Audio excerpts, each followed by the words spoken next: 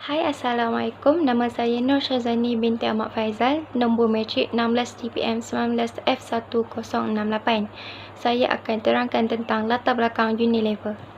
Unilever ialah syarikat produk kegunaan transnasional British Belanda yang beribu pejabat di London, United Kingdom dan Rotterdam, Belanda. Produknya termasuk makanan dan minuman.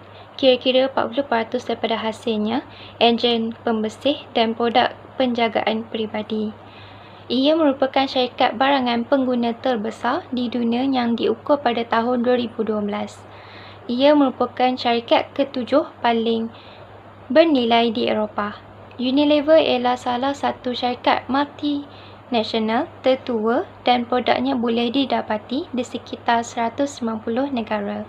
Unilever mempunyai lebih daripada 400 jenama dengan perolehan pada tahun 2016 sebanyak 52.7 bilion euro dan pada tahun 2017 sebanyak 53.7 bilion euro dan 13 jenama dengan jualan lebih daripada 1 bilion euro seperti Axe, Dove, Omo, Ice Cream Heart Brand, Hellmann's, Knorr, Lipton, Lux, Magnum, Rexona, Sunsilk dan Surf.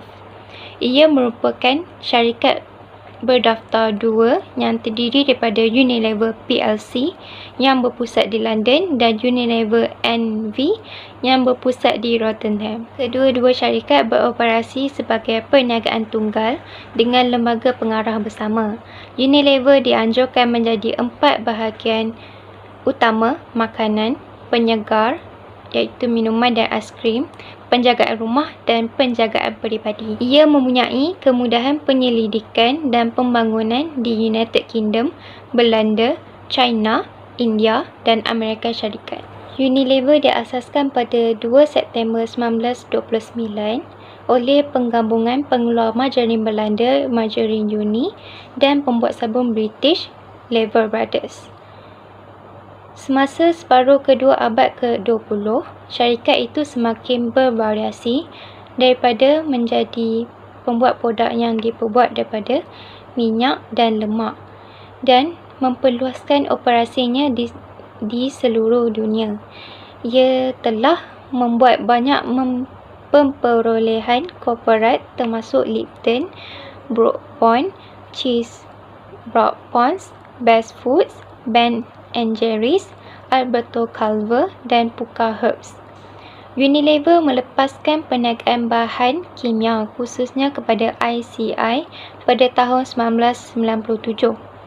Pada tahun 2015, di bawah kepimpinan Paul Polman, syarikat itu mula beransur-ansur beralih ke jenama kesihatan dan kecantikan dan jauh dari jenama makanan yang menunjukkan pertumbuhan perlahan. Unilever PLC mempunyai penyenaraian utama di Bursa Saham London dan merupakan penyusun indeks FTSE 100. Unilever NV pula mempunyai penyenaraian utama di Euronext Amsterdam dan merupakan penyusun indeks AEX. Syarikat ini juga merupakan indeks pasaran saham Euro Stock 50. Hai, Assalamualaikum warahmatullahi wabarakatuh. Nama saya Aisyah Humaira binti Hamidun, nombor matrik 16 DPM 19 F1028. Okey, saya akan senaraikan produk-produk yang ada dalam syarikat Unilever.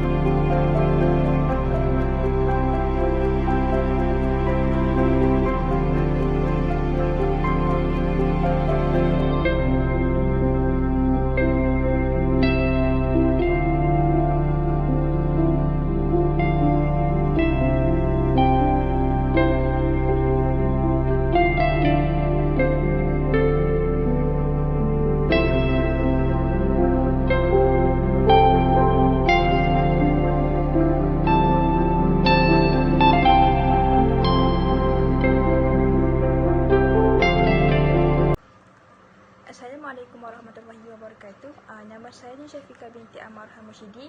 Nama kad metik saya 16 TPM 19 F1032.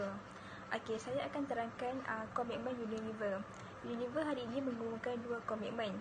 Okey, komitmen yang pertama ialah mengurangi kemasan virgin plastik atau plastik baru sehingga 50% lambat-lambatnya pada tahun 2025.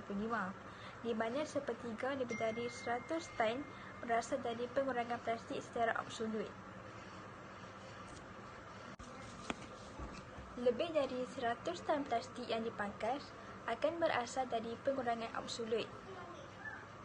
Sejalin dengan investasi untuk mencipta kemasan yang boleh dicipta semula atau diguna semula, penggunaan bahan kemasan alternatif atau tanpa kemasan serta mengurangi jumlah plastik pada kemasan yang ada sekarang. Pengurangan selebihnya akan dihasilkan dengan mengganti kemasan plastik yang tidak boleh dicipta semula dengan plastik yang boleh dicipta semula. Unilever akan menghitung berat kemasan plastik virgin yang digunakan dalam setahun dibandingkan dengan virgin plastik pada tahun 2018. Sebagai hasil komitmen ini, Unilever berkomitmen bahawa paling lambat pada tahun 2025, kemasan virgin plastik yang dihasilkan tidak lebih dari 350,000 tan.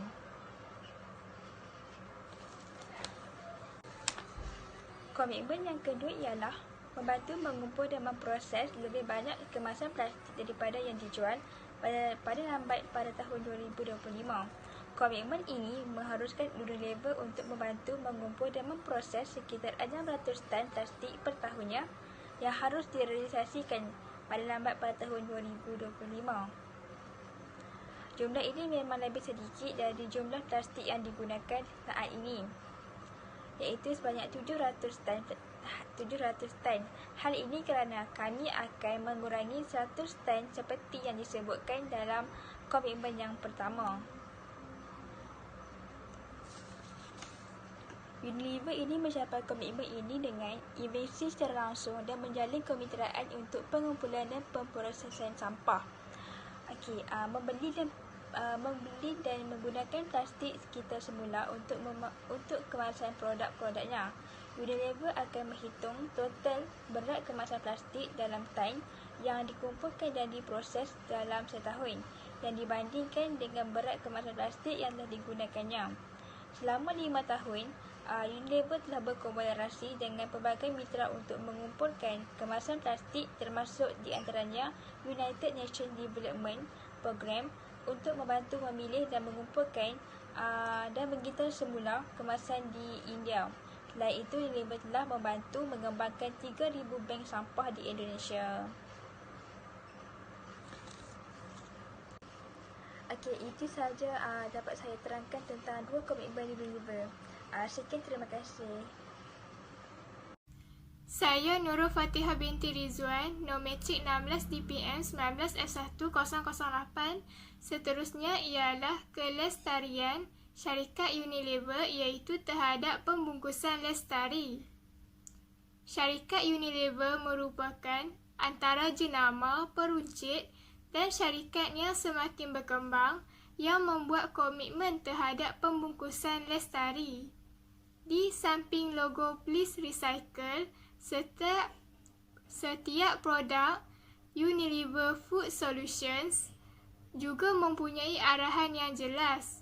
Selain itu, pada pek yang digunakan juga menunjukkan cara bagaimana mengendalikan komponen pembungkusan selepas digunakan. Terdapat pelbagai tindakan yang boleh diambil untuk komponen pembungkusan. Pertama, guna semula. Anda boleh menggunakan semula bekas kosong dengan mengisi atau menggunakannya untuk menyimpan barang-barang yang lain. Kedua, kita semula. Masukkan komponen pembungkusan yang telah digunakan ke dalam tong kita semula yang telah disediakan.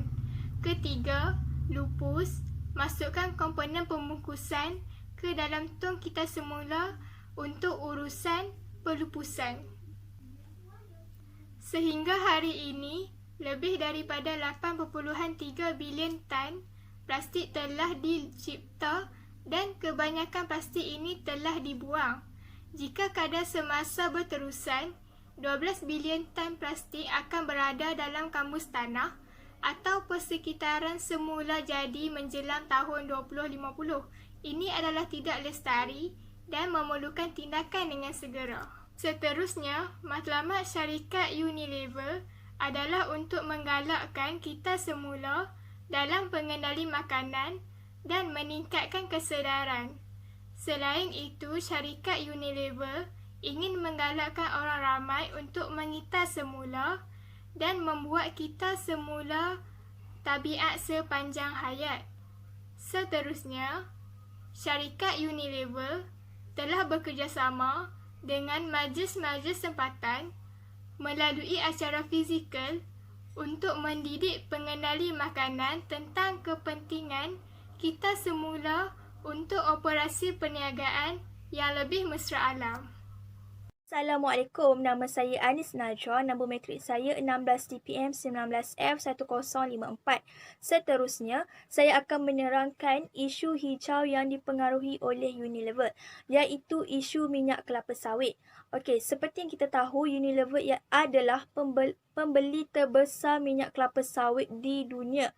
Mereka menjadikan minyak kelapa sawit ini sebagai bahan untuk produk mereka seperti deterjen, produk kosmetik, sabun dan juga bahan bakar bio. Okey, disebabkan mereka membeli minyak kelapa sawit ini daripada syarikat di Indonesia, jadi Kalimantan menjadi wilayah yang membekalkan minyak kelapa sawit ini kepada Unilever. Tindakan menebang pokok di Kalimantan menyebabkan kemusnahan habitat iaitu orangutan. Okey, sebanyak 20 ekar hutan hujan di Kalimantan dijangka ditebang setiap tahun. Tindakan mereka ini telah menyebabkan hutan hujan di Indonesia musnah dan juga perubahan iklim yang sangat teruk di Indonesia. Walaupun kita tahu Unilever telah berjaya mencipta pelbagai produk yang membantu manusia dalam kehidupan seharian, namun mereka juga telah merosakkan nyawa lain yang terancam. Pada tahun 2008, Unilever telah dikriti oleh Greenpeace United Kingdom kerana tindakan mereka tersebut. Okey, pada tahun 2019, Unilever telah mengumumkan pembatalan dan menghentikan pembelian minyak kelapa sawit daripada syarikat di Indonesia atas alasan pencemaran alam sekitar. Pada tahun 2010, Unilever telah mendapat sijil minyak kelapa sawit dan juga disokong oleh Roundtable on Sustainable Palm Oil (RSPO). RSPO adalah satu organisasi yang dibentuk oleh beberapa pihak yang berkepentingan dalam industri kelapa sawit. Jadi, organisasi ini adalah berfungsi untuk melindungi pencemaran alam sekitar dan juga pertanian lestari.